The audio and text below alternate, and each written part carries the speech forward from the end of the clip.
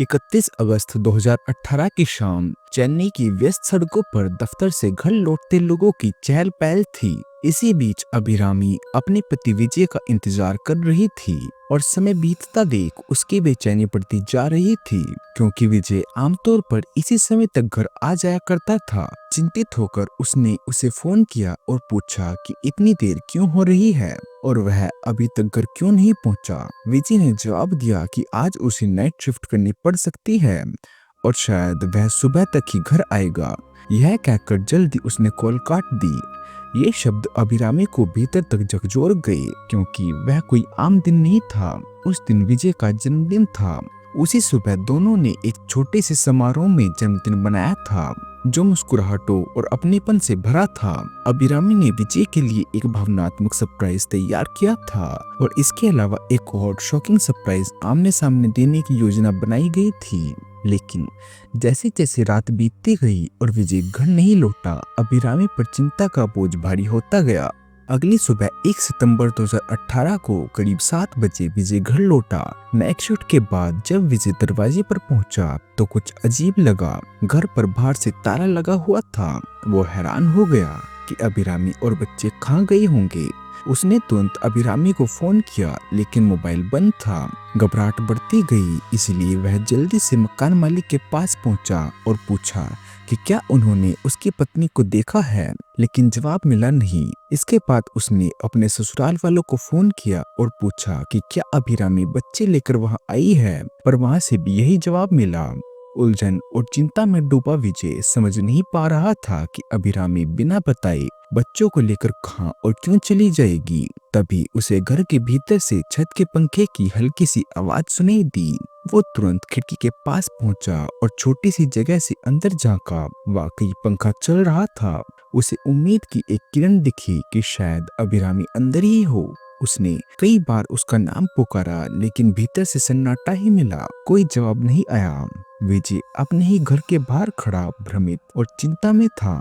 उसने सोचा कि अभिरामी शायद पंखा चालू छोड़कर कहीं गई हो, लेकिन दिल कह रहा था कि कुछ ठीक नहीं है। कुछ देर तक कोई जवाब न मिलने पर विजय ने खुद कदम उठाने का फैसला किया। घर बाहर से बंद था, जो बेहद अजीब था। इसके बाद कुछ पड़ोसियों की मदद से उसने ताला तोड़ा और अंदर दाखिल हुआ। अंदर का दृश्य उसकी कल्पना से भी परे था। वहां उसके दोनों प्यारे बच्चे निश्चल पड़े थे, वही बच्चे जिन्हें उसने लाड़ प्यार से पाला था। घबराहट में वह तुरंत उन्हें अस्पताल लेकर दौड़ा, किसी चमत्कार की उम्मीद में, लेकिन डॉक्टर ने जांच के तुरंत बाद ही जो बताया वह किसी वज्रपात से कम नहीं था। दोनों बच्चों की मौत कई घंटे पहले ही हो चुकी थी। अब सवाल उठता है कि विजय के बच्चों के साथ आखिर हुआ क्या था। इस दौरान उसकी पत्नी कहाँ थी और इस भयानक त्रासदी के पीछे की सच्चाई क्या है। यह केस इतना चौंकाने वाला है कि आपको अंदर तक हिला देगा। और इसके अंत में मैं एक और दुखद कहानी साझा करूंगा और आप यह जानकर हैरान रह जाएंगे कि इन दोनों कहानियों के बीच क्या कनेक्शन है। इसलिए इस कहानी को अंत तक सुनिए। यह कहानी साल 2010 में शुरू होती है। विजय, जो मूल रूप से कड्डलूर नाम के कस्बे से था, केटरिंग की पढ़ाई के लिए चेन्नई आया था। पढ़ाई के दौरान उसने वड़ा पालने में एक 5 स्टार होटल में ट्रेनिंग की, जहां उसकी मुलाकात रिसेप्शन पर काम करने वाली एक युवती से हुई, जिसका नाम अभिरामी था। समय के साथ दोनों करीब आए और यही रिश्ता आगे चलकर शादी में बदल गया।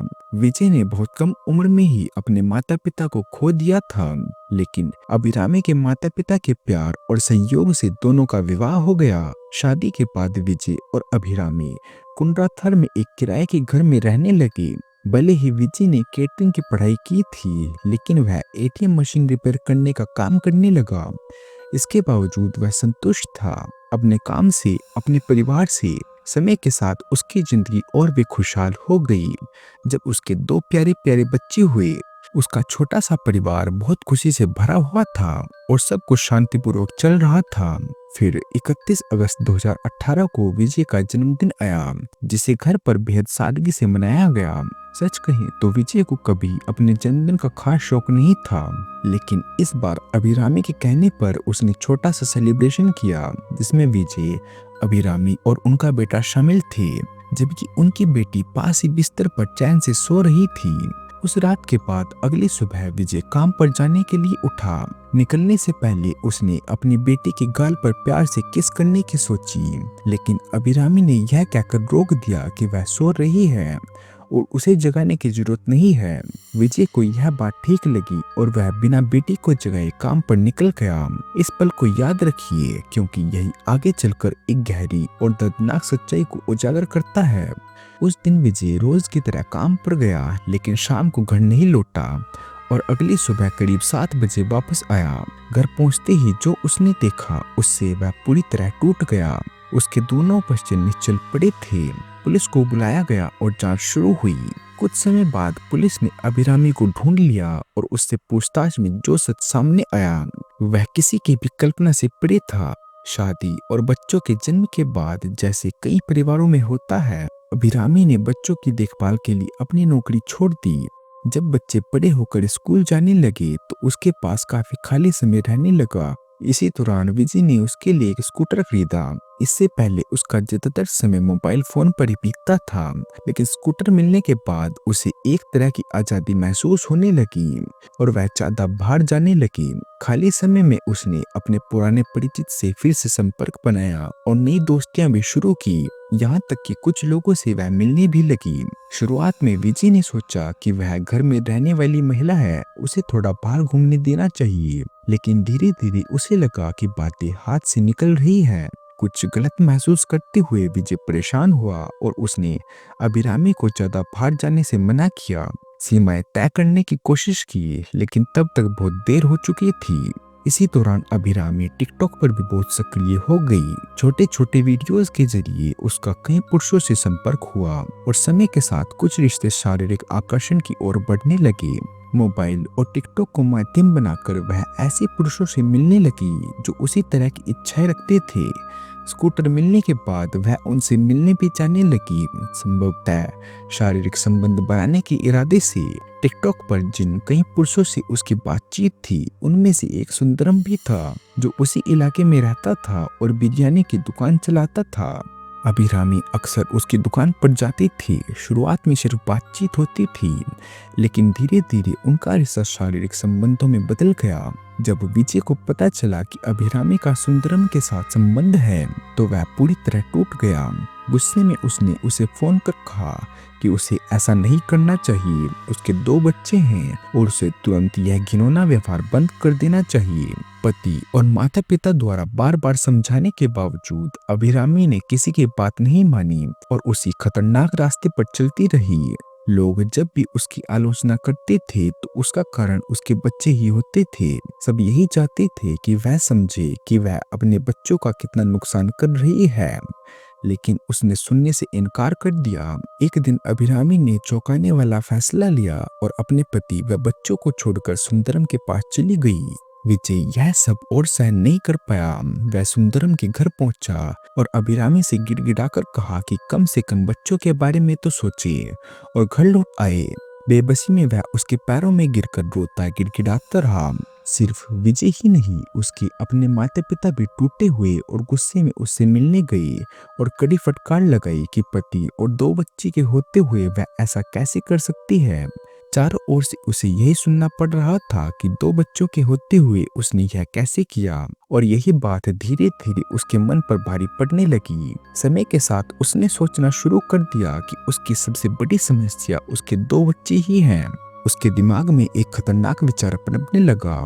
उसे अपनी खुशी और अपना सुख चाहिए था और उसके बच्चे उसकी जिंदगी में रुकावट नहीं बनने चाहिए थे। इसी विकृत सोच के साथ उसने अपने दोनों बच्चों से छुटकारा पाने का फैसला कर लिया।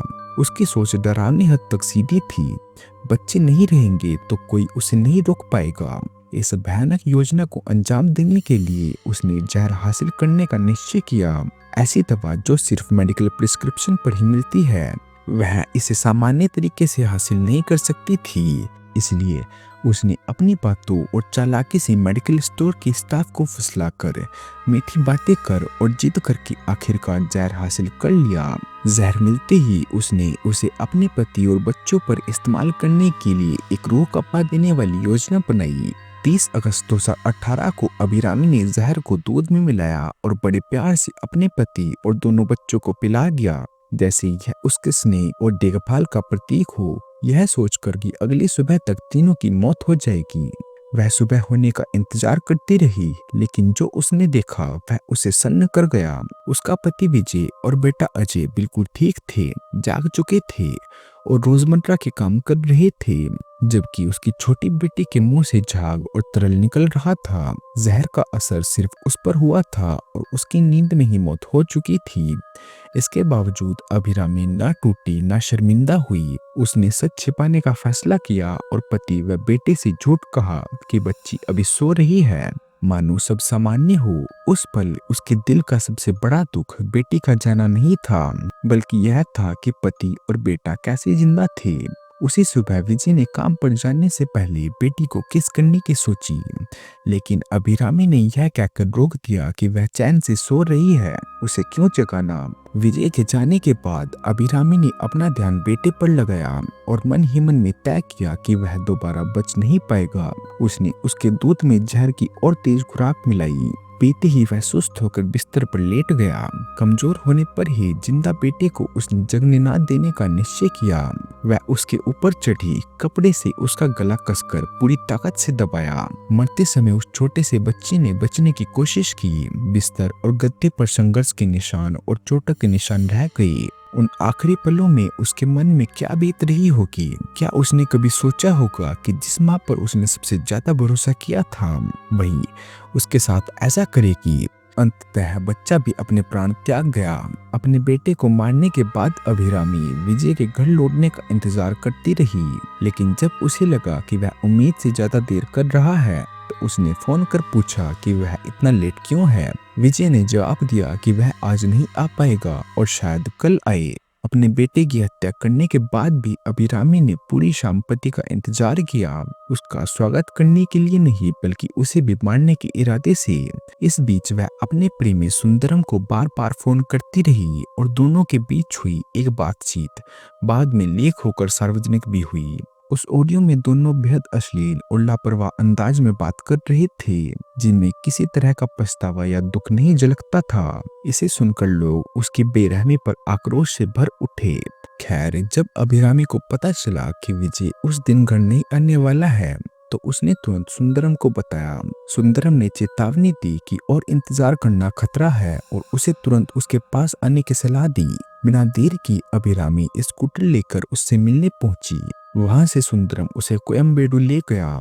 बस में बैठाकर नागरकोइल की ओर रवाना कर दिया और खुद ऐसे घर लौट आया जैसे कुछ हुआ ही ना हो। योजना यह थी कि कुछ दिनों बाद दोनों साथ मिलकर केरल भाग जाएंगे, लेकिन सब कुछ बिगड़ गया।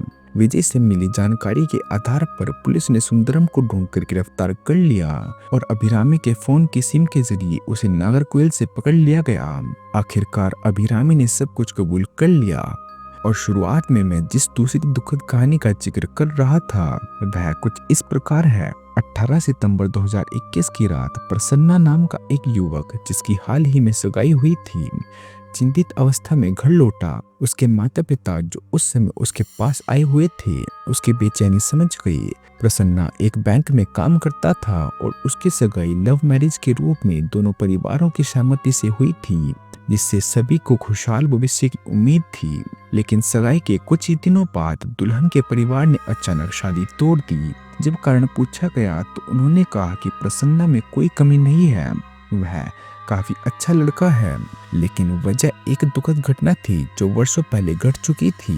दिल टूट जाने पर प्रसन्ना ने पूरी रात अपने मंगेतर से बात की, उसे मनाने की कोशिश की, लेकिन वह अपना और अपने परिवार का फैसला बदलने को तैयार नहीं हुई।